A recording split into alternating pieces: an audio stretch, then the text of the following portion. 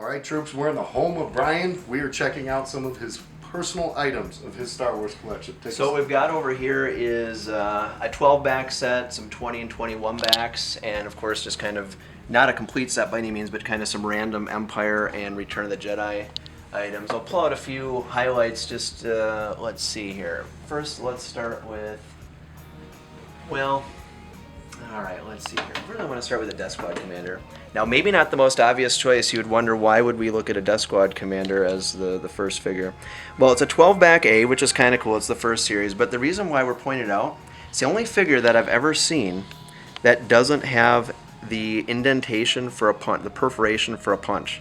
So not only is it unpunched, but it literally doesn't have the perforation for a punch. It never, so it's, I don't know what exactly to call that, but it is, kind of, so it's a unique piece. So it's a very high-end 12-back Death Squad Commander, kind of in a kind of a unique class of its own there.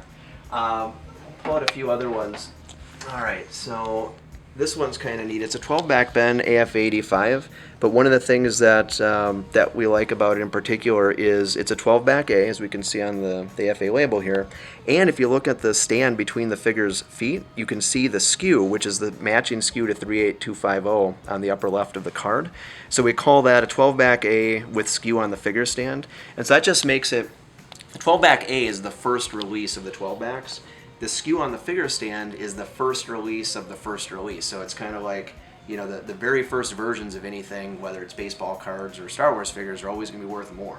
So having a 12-back is great, but having a 12-back A is even better, and then having skew on the figure stand is just, kind of elevating it to this is a very, very difficult to find type of piece. All right, what else do we want to look at? Here's a Princess Leia.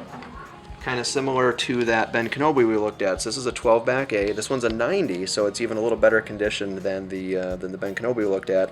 And again, if you can look real carefully between the figure's feet, you see the white numbers, and it's gonna, you can't actually see all the numbers, but it's going to be 38190, which are going to match the skew on the upper left of the card. So that's just I'm trying to put together a set of 12-backs with the skew on the figure stand 12-back A's, which is probably going to take me some time to complete. Some other just kind of random cool pieces here. We've got a TIE Bomber, 12-inch Boba Fett sealed.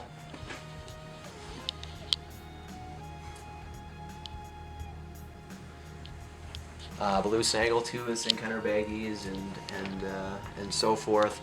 Kind of moving on, let's see here. Forgot kind of a cool piece. So here's a 21-back Boba Fett.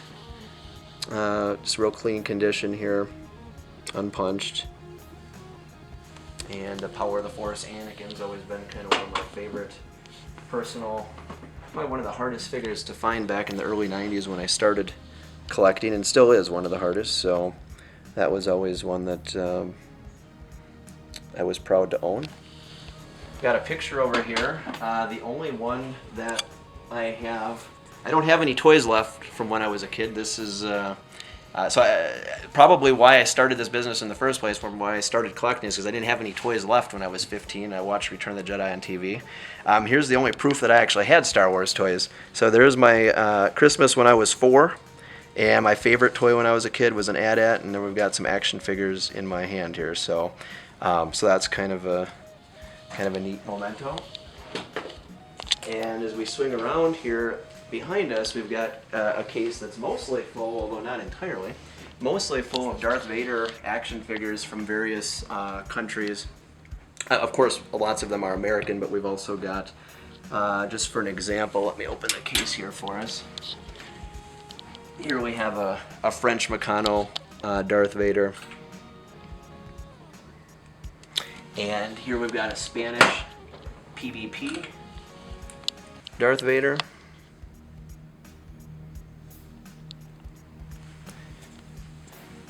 And plenty of versions of just American different packaging and so forth. Here's an Italian and a tri-logo. Alright, so here's an Italian Harbert. Got a Japanese. For non-Star Wars toy collectors, we've got kind of an interesting historical piece here.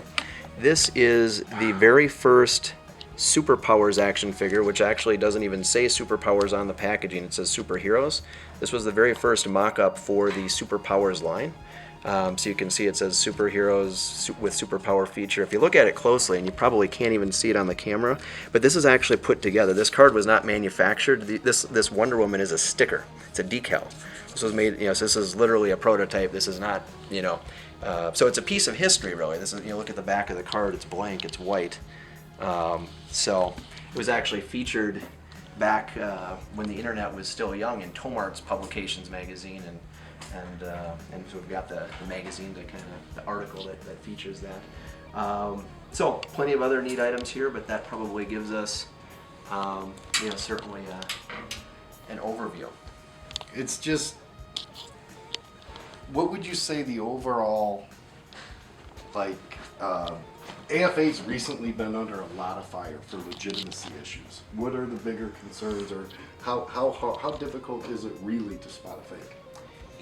We haven't really had too many issues. I know that over the last several years, the Toy Tony Palatoy Return of the Jedi and some Empire items were, kind of came into question. But aside from that, we really haven't seen, it really hasn't been too much of an issue. Right. So you go on eBay and you see fake products, but if you know what you're looking for, if you've owned products and looked at them over time, they're usually they look pretty nice. They don't usually look weathered.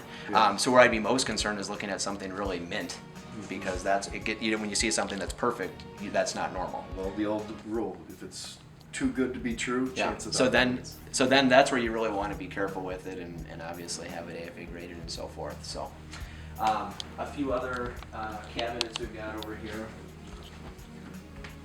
Oh my God. We got, remember now, AT-ATs were my favorite toy as a kid, so I've got 4 sealed AT-ATs, and we've got the Brian's Toys exclusive Joe Casta new action figure here. My favorite wrestler from the 80s and 90s, Hulk Hogan. All right. Some lightsabers that Eric and I like to play with, FX lightsabers, of course. And this isn't going to quite open up for us, but we'll scoot around the side. And you can see a Death Star, an Imperial shuttle. I like the Castle Grayskull here. It's a Master Universe item. It's an AFA 90, so it is certainly one of the best, if not the best, Castle Grayskull in existence. And as a kid growing up in the mid to late 80s, I loved Nintendo like lots of other kids. So you can see the Nintendo Entertainment System version, the action set with Duck Hunt and Super Mario Brothers. So that was the version I had as a kid, and that one is sealed as an 85. So, and probably my all-time favorite game, Pac-Man and Super Mario Brothers, would have to be the two. So this is kind of a neat original sealed NES version of Super Mario. So, all right. Wow. So those are Brian's toys. I mean, Yes. those are really your toys. Those are the toys that I keep, right? Right, So, and so these are this is like your yeah, I collection. started in '92. Started collecting Star Wars toys in '92, and after a couple years of collecting, started Brian's Toys the business in '94. And so these items I began accumulating in '92 and have kind of gradually added on to over the years. So Impressive. Most impressive. That's for sure. This is just like, wow. well, thanks, Chris. Glad to have you guys come up and get a chance to take a look. This was just, wow. And yeah, you got to photograph this too. I mean, like, because this is like stuff people have never seen. Right. I mean, yeah, this is cool. The force is strong with sandtroopers.com. Indeed.